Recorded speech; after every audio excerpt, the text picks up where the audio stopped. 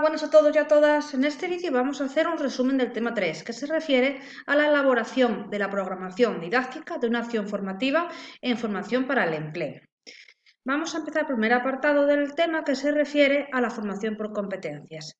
En la recomendación que desde la Unión Europea se hace a los Estados miembros, se establece un modelo formativo centrado en competencias clave para el aprendizaje permanente. Estas competencias serán necesarias para adaptarse al mundo cambiante e interconectado. Así se establece que la formación y la educación ha de jugar un papel básico para garantizar que los ciudadanos europeos se adapten de un modo flexible a estos cambios.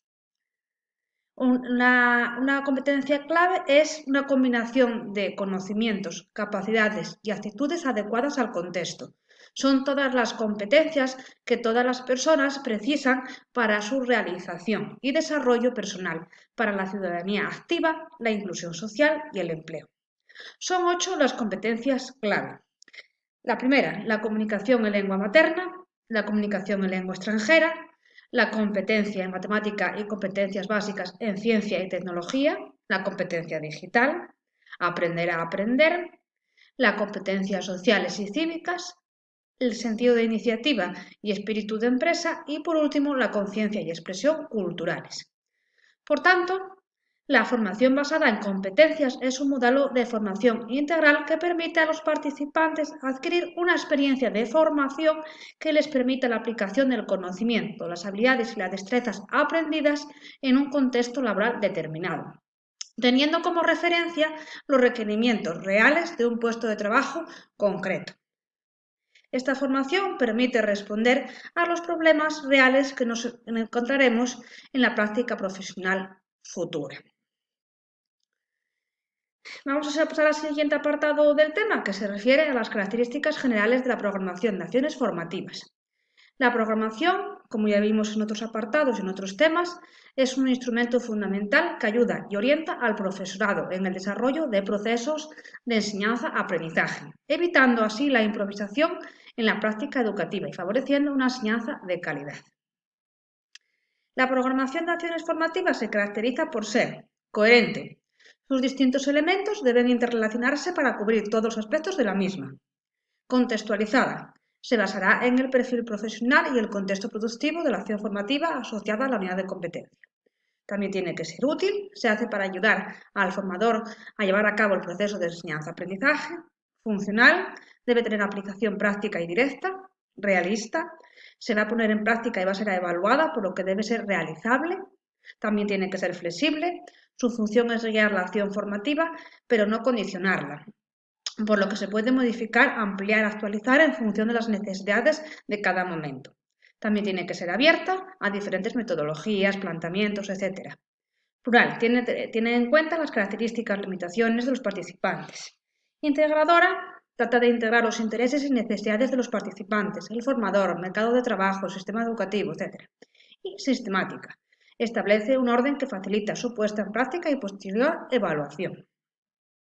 Los apartados esenciales de la programación didáctica son los siguientes: la contextualización, los objetivos, contenidos, unidades didácticas, actividades, metodologías, secuenciación, recursos didácticos y evaluación. Vamos a hablar un poco de cada uno de ellos. Empezamos por los objetivos.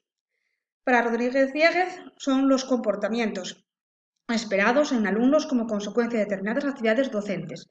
Comportamientos que deben ser susceptibles de observación y evaluación. Es lo que pretendemos conseguir con la acción formativa. Al hablar de certificados de profesionalidad, nuestros objetivos siempre estarán encaminados hacia la adquisición de competencias profesionales asociadas al certificado. Los objetivos pueden ser, según la concreción, generales, específicos y operativos.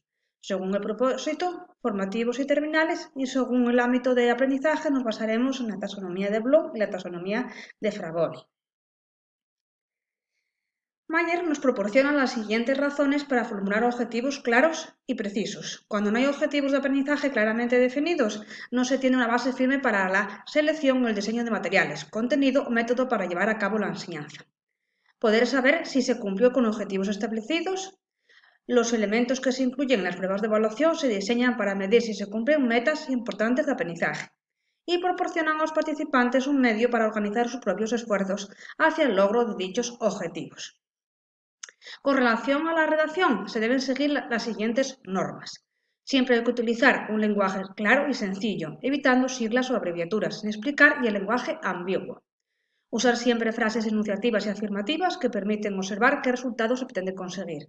Siempre se debe comenzar con los enunciados con verbos en tiempo infinitivo. En los objetivos generales se puede utilizar verbos referidos a procesos mentales internos, como conocer, saber, adquirir.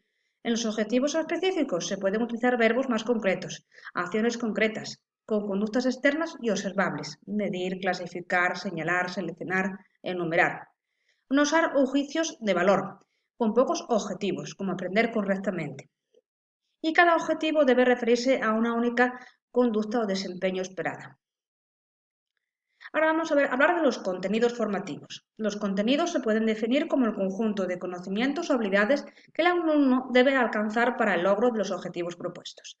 A través de los contenidos se desarrollan las capacidades expresadas en los objetivos. Existen tres tipos de conocimientos que están relacionados con tres tipos de contenidos dentro de la formación profesional para el empleo: los conceptuales, los procedimentales y los actitudinales. Los contenidos conceptuales aluden a los conceptos, principios, teorías, marco conceptual o teóricos que responden a la pregunta ¿qué enseñar? Los contenidos procedimentales, por su parte, instruyen sobre el saber hacer o cómo proceder. Son las destrezas para conseguir el objetivo. Y los contenidos actitudinales preparan sobre el saber ser y el saber estar en el trabajo e instruyen sobre la autorregulación de la conducta concerniente al contenido profesional o del papel o desempeño en una determinada situación o contexto. Es el valor que tenemos cada uno, cómo nos comportamos. A la hora de redactar el material didáctico que constituirá la acción formativa hay que tener en cuenta algunas normas de redacción. Objetividad: los contenidos siempre deben ajustarse a la realidad. Adaptación evolutiva a los intereses y capacidades de los alumnos. Acercamiento a la realidad formativa, contextualización con el objetivo de poder facilitar el aprendizaje y proyectar los contenidos sobre la realidad. Actualización continua de los mismos. Profundidad progresiva. Ejemplaridad de los contenidos seleccionados. Siempre hay que poner ejemplos.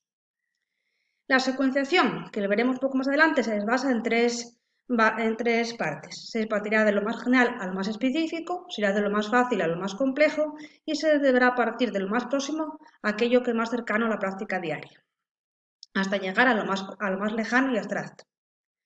Las funciones de los objetivos son, además, los contenidos son poseer una función instrumental, puesto que son las herramientas utilizadas para alcanzar los objetivos, y tienen una función organizativa, es decir, la organización funcional de los contenidos significa que estos se integran de forma adecuada en el proyecto formativo que se esté desarrollando.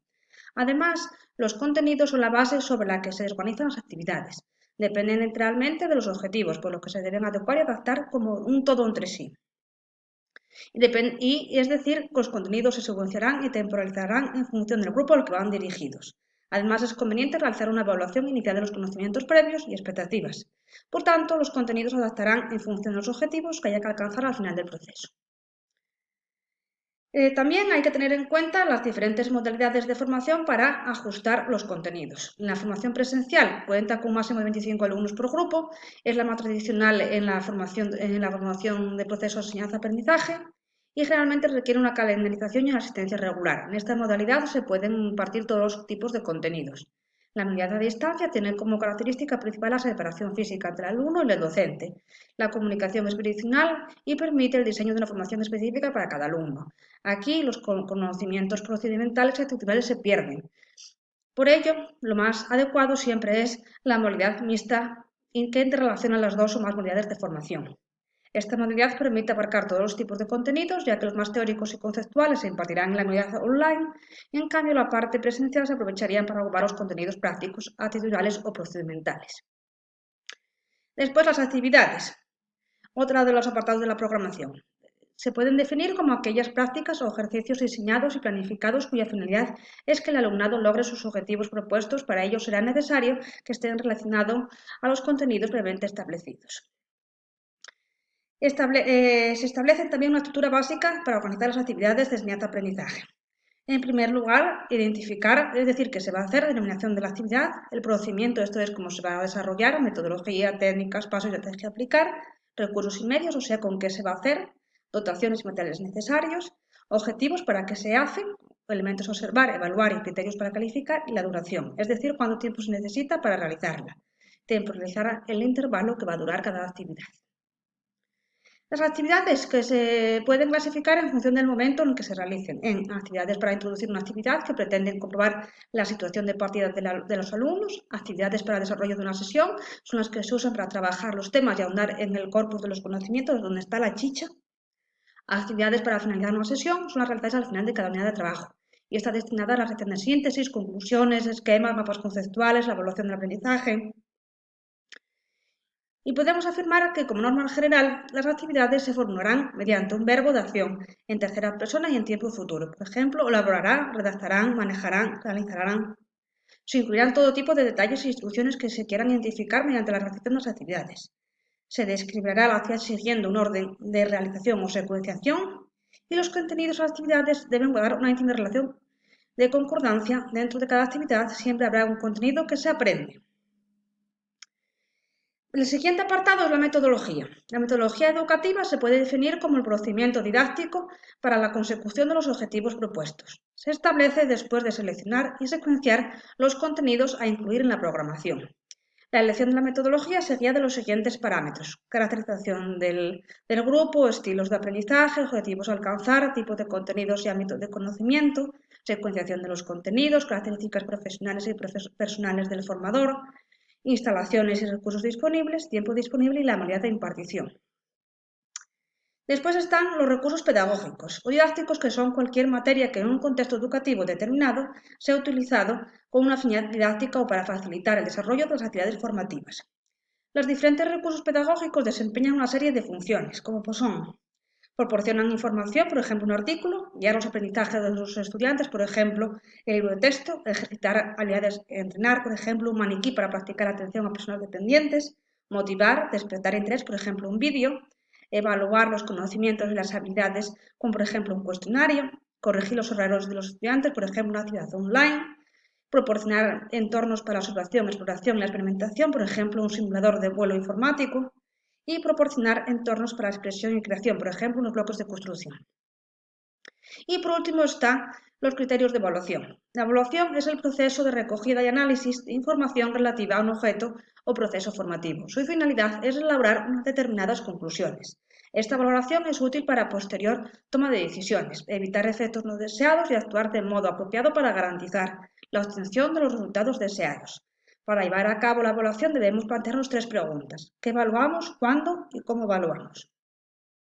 Los criterios de evaluación deben ser consecuencias de los objetivos propuestos, coherentes con la metodología y las actividades planteadas y expresados en términos de capacidades, incluyendo de forma global e integrada los conocimientos conceptuales, los procedimentales y los actitudinales. Después, según el momento en el que se evalúe, puede ser predictiva o inicial, que se permite conocer las características y el nivel de competencia del participante; formativa o parcial, que se realiza durante el proceso de enseñanza-aprendizaje y se evalúa el proceso de adquisición de conocimientos; y al finalizar la acción formativa, que es sumativo o final, y su objetivo es comprobar si los participantes han adquirido las competencias necesarias para superar con éxito la formación. Y por último están los criterios de evaluación, que los instrumentos de evaluación son los recursos que se emplean para documentar y anotar y cotejar datos cuantitativos y observaciones cualitativas del objeto a valorar. Tienen que tener una serie de características, como ser fiables, válidos, objetivos; la dificultad, que tiene que ser superada por la mitad de cada uno de los usuarios; discriminación, adecuación, practicidad y representatividad. Hasta aquí el resumen del tema 3. Si tenéis cualquier duda, no dudéis en planteármela a través de la plataforma. Nos vemos en otros vídeos. Un saludo. Hasta luego.